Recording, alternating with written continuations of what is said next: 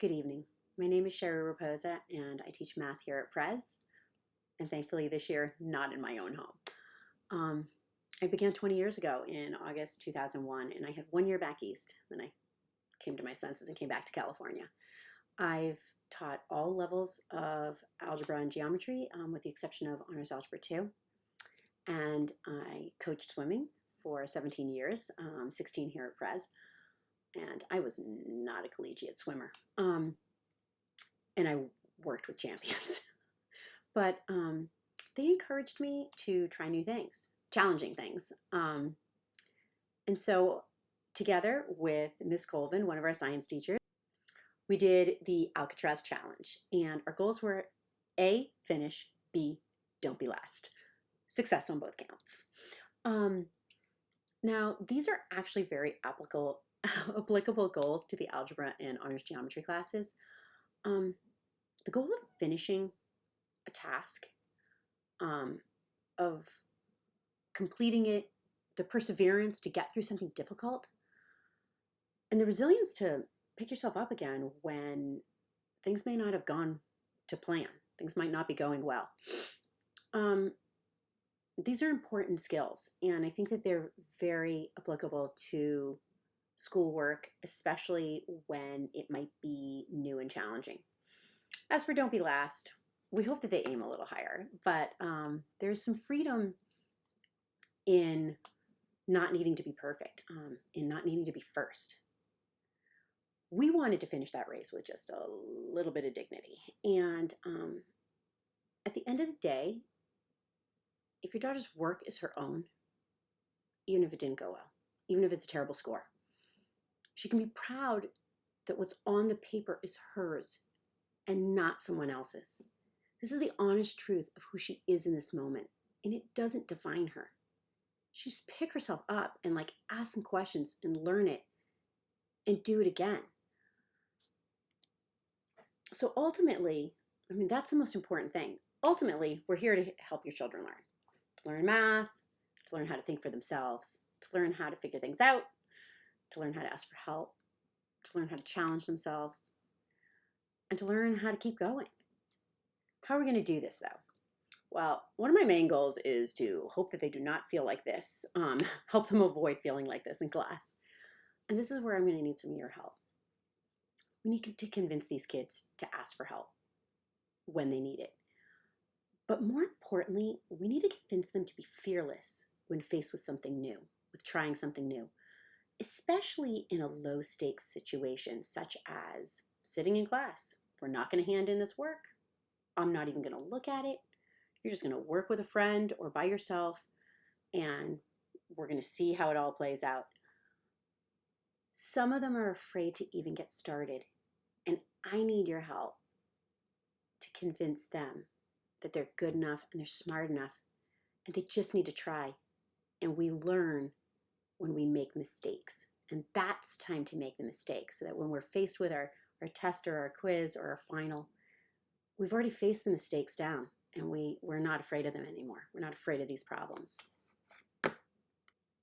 So here's how the grade breaks down, at least for honors geometry. Tests are about 30% of their grade, and they will have 5 exams this semester, one of them being a group test, and in the second semester they'll have 6. The quizzes, I drop the lowest quiz grade, the one that's most damaging to them, and if they are ever sick or they aren't able to make up a quiz when they've been out, they don't need to worry about that. They don't need to add, that does not need to be something they're anxious or worried about. That quiz just gets dropped, and they can just move on and prepare themselves for the next task. Algebra plays out a little bit differently. They only have 4 chapters in this particular semester. One of them will probably be broken into 2 sections, and this way the test will break down to be about 5% each. Same thing, they'll get their lowest quiz dropped. Now, how are we going to get them there? How does homework play out? Math is a skill-based subject, and yes, there is some creativity involved and some beauty even in that. But if you don't have the skills, you can't play the game. So they need to practice all the time. I prefer to give them less problems, but require that they keep fixing the problems until they are correct.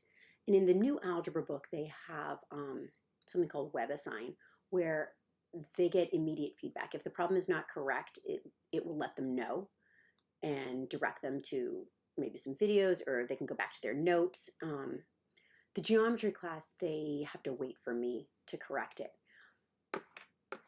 But the reason I want them to have less problems but do them until they're correct is because when students are allowed to make mistakes but are forced to correct themselves, they really have to learn the material. The benefit of making mistakes is that it gives you a chance for redemption. Correcting them teaches them about their weaknesses so they can avoid these pitfalls when presented with similar material in the future.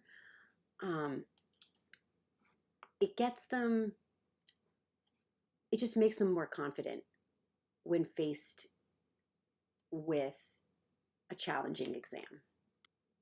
Both classes are required to get the graphing calculator. They probably can get away in both of them with having just a regular calculator.